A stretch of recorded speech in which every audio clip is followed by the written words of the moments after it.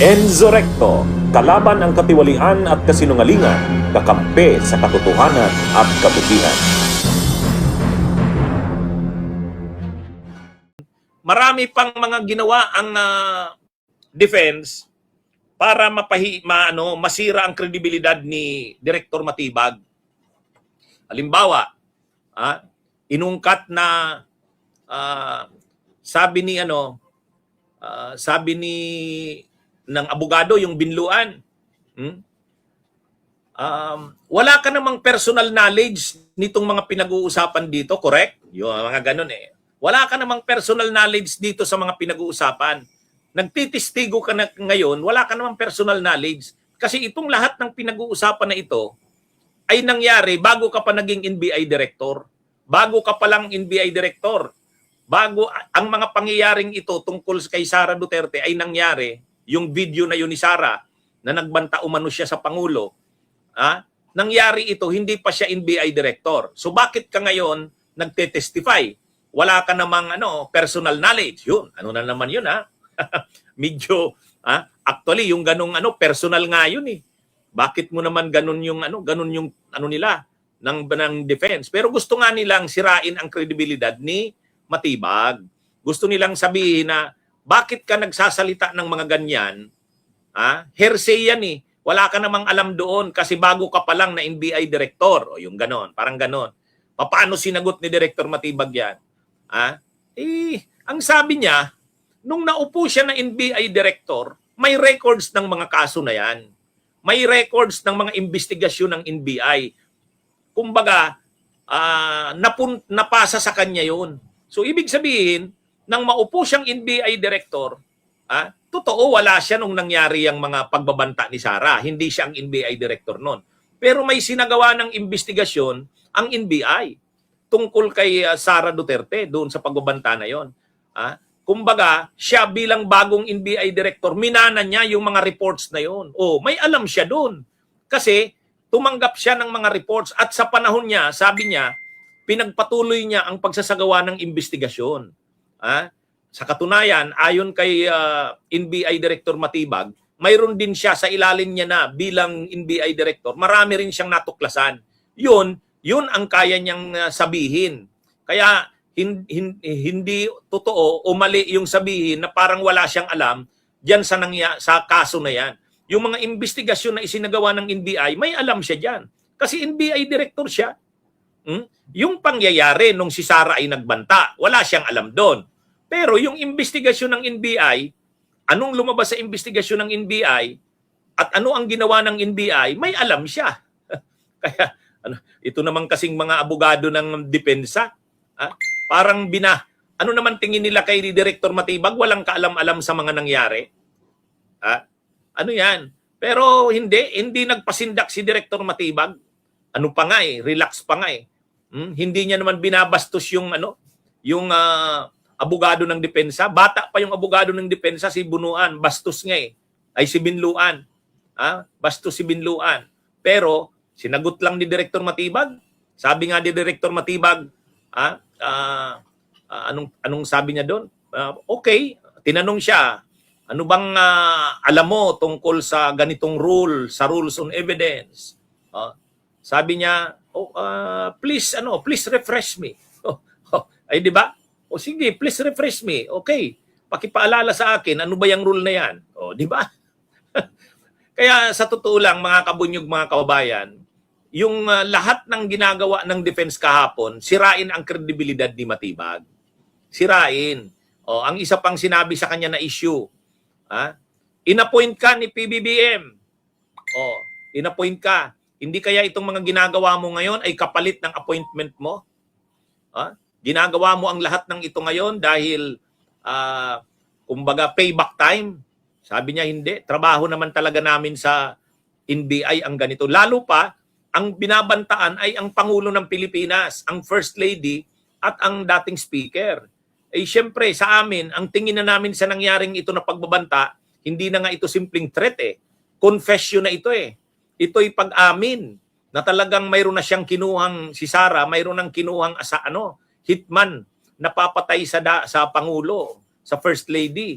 Kaya sabi ni nga ni Director Matibag, seryoso yun. Kaya nang maging ako, NBI Director, seryoso yun. Tinuring namin yan na threat to national security. Oh. Kaya bilang NBI Director, trabaho ko talaga yan. Dahil presidente yan eh. Presidente ng Pilipinas, binabantaan ng ganon. Oh. Kaya ano na yon, kahit na anong gawin, ng defense na mga paninira kay Matibag, hindi umuubra. Ang tanong, masira kaya nila si Matibag? Ang sagot ni Matibag, dire-diretso.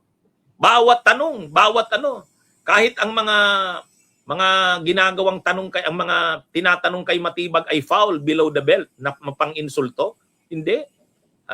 Ano siya? Sinasagot niya, direktahan niyang sinasagot. Kaya sa kabila ng mga ginawa ng depensa, bigo ang depensa na masira si Matibag. Hindi nasindak ito. Ano nga ini-insinuate pa nga kahapon ng defense na parang si Matibag ay kinotes o tinuruan. O tinanong ba naman ng ganito, kayo po ba ay sinubpina dito o hindi? Sabi ni Director Matibag, I was subpoenaed. Ibig sabihin sinubpina siya. Ngayon sabi ni Cheese Escudero, yung presiding, hindi naman siya sinubpina. Ano yun? Tinanong ang prosecution, isusubpina pa ba? O sabi ng prosecution, no need. No need. So hindi na siya sinubpina.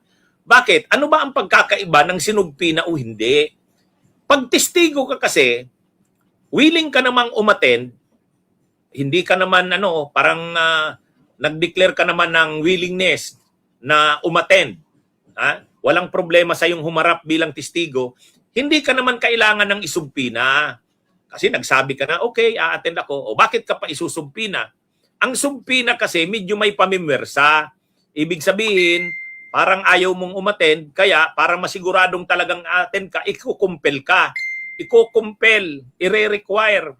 Parang may coercive na banta. Yan ang sumpina. So ang sinasabi ni Cheese Escudero, hindi naman sinumpina si Matibag.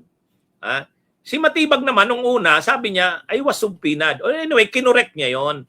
Sabi niya, nalaman ko na isa ako sa magiging witness. So sabi ko, okay, I'm ready.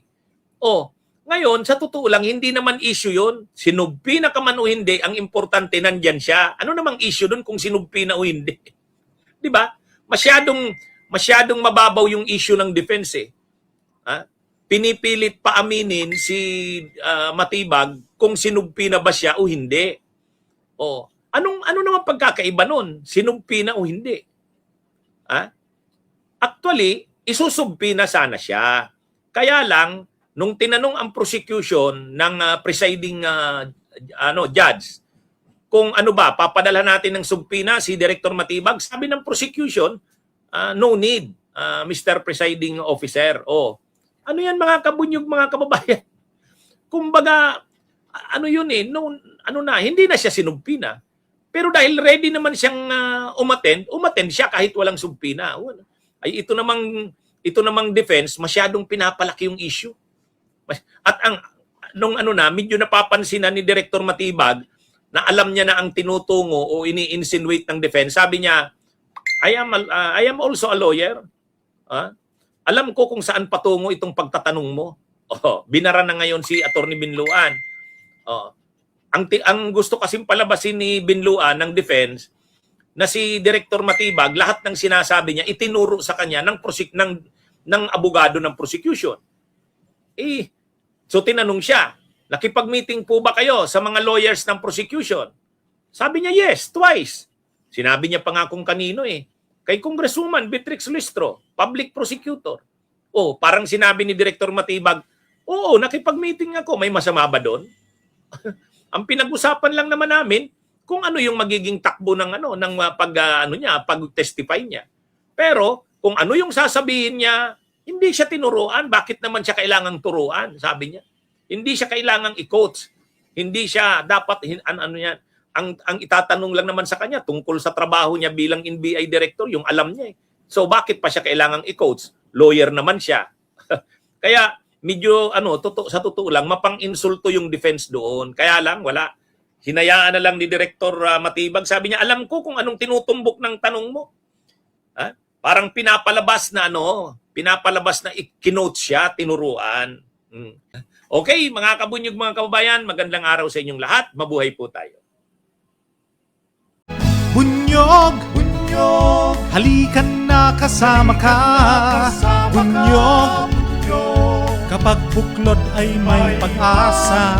Luzon, Visayas, Mindanao, isa ang pananaw. Sa bagong Pilipinas ang bunyog isisigaw.